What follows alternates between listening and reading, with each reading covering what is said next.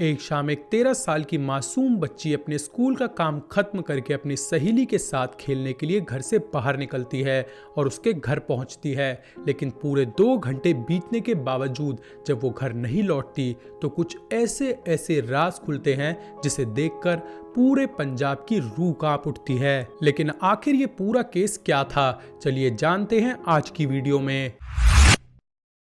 इस केस की शुरुआत एक 13 साल की मासूम बच्ची के साथ होती है जिसका नाम था प्रबलीन कौर और उसका घर का नाम था पारुल, जो कि जलंधर के पारा स्टेट में अपने भाई और मां के साथ रहती थी। पर 22 नवंबर 2025 के दिन पारुल अपने स्कूल का सारा काम खत्म करने के बाद अपने घर वालों से कहती है कि वो अपनी सहेली सहज के घर खेलने जा रही है। क्योंकि सहज सेम ही कॉलोनी में 4 घर छोड़कर रहती थी तो उसके घर वाले इस बात पर ज्यादा चिंता नहीं जताते और उसको इजाजत दे देते हैं। फिर 4 बजे के करीब पारुल अपने घर से निकलती है और अपनी बेस्ट फ्रेंड सहज के घर की ओर चल देती है, जैसा कि आप इस सीसीटीवी फुटेज में भी देख सकते हैं। लेकिन जब 2-2.5 घंटे बीत जाने के बाद भी पारुल वापस अपने घर नहीं लौटती तो उसकी माँ को उसकी काफी ज्यादा फिक्र होने लगती है। तो वो पारुल के भाई को कहती है कि जाओ तुम सहज के घर पर जाकर पारुल को वापस घर ले आओ। इसके बाद जब पारुल का भाई सहज के घर पहुंचता है और वहां की डोरबेल बजाता है तो अंदर से सहज के पिता हरमिंदर सिंह बाहर आते हैं।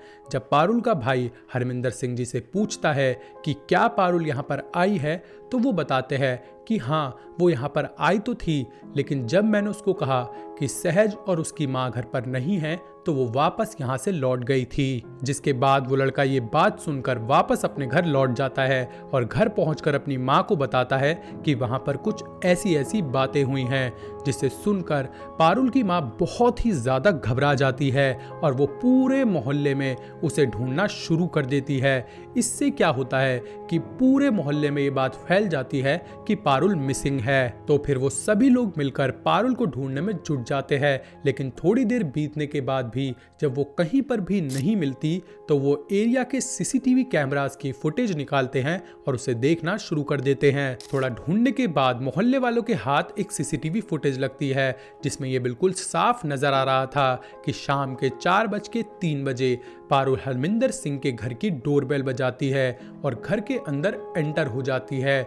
लेकिन उसके वापस बाहर लौटने का कोई भी सबूत नहीं था, जिससे सबको शक था कि शायद पारुल अभी भी हरमिंदर के घर में ही है। जिसके बाद वो सभी लोग इस सीसीटीवी फुटेज के बेस पर पुलिस स्टेशन पहुंचते हैं और कंप्लेंट रजिस्टर कराकर पुलिस ऑफिशियल्स को कहते हैं कि हरमिंदर सिंह के घर की तलाशी ली जाए। फिर शाम के लगभग 6 बजे के करीब एक पीसीआर क्राइम स्पॉट पर पहुंचती है, जिसके अंदर सिर्फ 2 पुलिस ऑफिशियल्स होते हैं, जिसमें एक था एएसआई मंगत राम। फिर पुलिस ऑफिशियल्स वहां पहुंचकर अपनी बेसिक कार्रवाई शुरू करते हैं और लोगों से पूछताछ करना शुरू करते हैं। लेकिन जब उन्हें किसी से भी कुछ भी पता नहीं चलता और सभी लोग ऑलरेडी उनको बता ही रहे होते हैं कि लड़की हरमिंदर सिंह के घर में गई थी, तो वो हरमिंदर सिंह के घर में घुसते हैं। अब दोस्तों यहाँ पर जो हुआ था वो सुनकर सच में मुझको बहुत ही ज्यादा अफसोस हुआ था और शायद आपको भी हो, क्योंकि वो दोनों पुलिस ऑफिशियल्स हरमिंदर सिंह के घर के अंदर एंटर करके सिर्फ 15 मिनट बेड पर बैठे रहते हैं और घर को चेक नहीं करते और 15 मिनट बाद वो घर से बाहर आकर सभी लोगों से कहते हैं कि नहीं, वहां पर कोई भी लड़की नहीं है, हमने अच्छे से चेक कर लिया है। और ये कहने के बाद वो वहां से निकल जाते हैं। ये सब कुछ अपनी आंखों से देखने के बाद वहां मौजूद सभी लोगों को बहुत ज्यादा गुस्सा आता है, क्योंकि अब तक बच्ची को गुम हुए पूरे 4 घंटे बीत चुके थे और वहां पर मौजूद सभी लोगों के पास एक सीसीटीवी फुटेज का एविडेंस भी था। तो वो सभी लोग ग्रुप बनाकर हरमिंदर सिंह के घर में घुस जाते हैं और बच्ची को सभी जगह ढूंढना शुरू कर देते हैं। लेकिन जब बहुत ढूंढने के बाद भी पारुल नहीं मिलती तो सभी लोग घर से बाहर आने लगते हैं।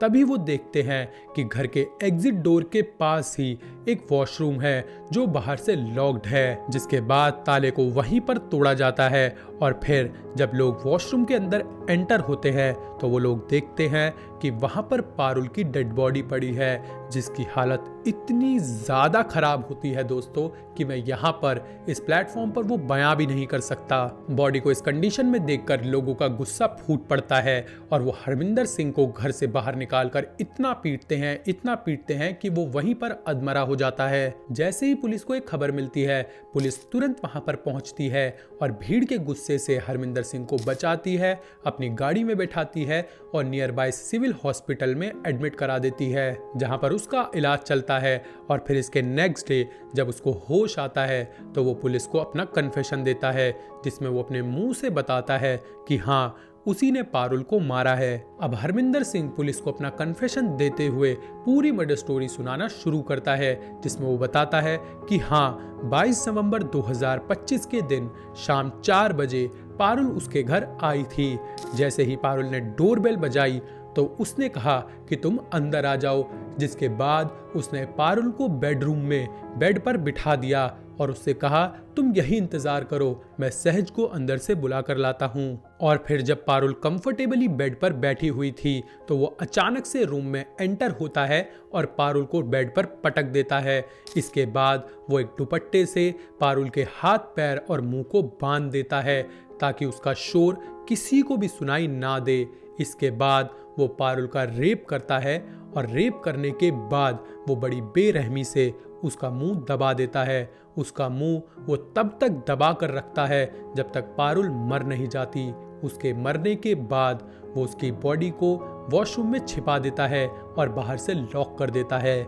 असल में उसका प्लान था कि जैसे ही रात होगी वो पारुल की बॉडी को अपनी गाड़ी की डिग्गी में डालेगा और कहीं दूर फेंक आएगा, जिससे वो बड़ी आसानी से इस केस से बच जाएगा। लेकिन ऐसा होता नहीं है। उसके इस प्लान को एग्जीक्यूट करने से पहले ही एक सीसीटीवी फुटेज के आधार पर वो पकड़ा जाता है। अब दोस्तों, जैसा कि मैंने अभी आपसे थोड़ी देर पहले कहा था, इस केस का सबसे हॉरिफाइंग पार्ट ये था कि अगर वो ऑफिसर मंगत राम अपनी ड्यूटी सही से निभाता तो शायद आज पारुल हम सबके साथ होती, आज शायद पारुल जिंदा होती।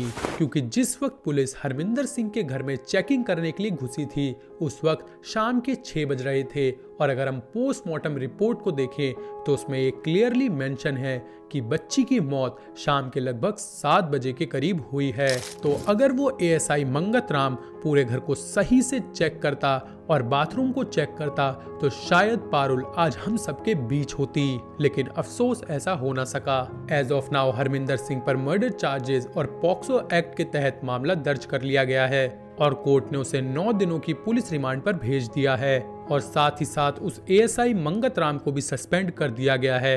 बाकी ये मामला अभी भी कोर्ट में चल रहा है और पुलिस अपनी इन्वेस्टिगेशन कर रही है।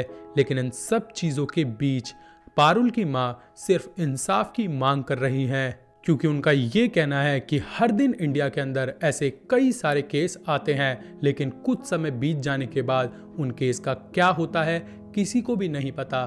दोस्तों, आपका क्या मानना है कि इस बच्ची को इंसाफ मिल पाएगा या नहीं? हमारे साथ कमेंट सेक्शन में ज़रूर शेयर करना।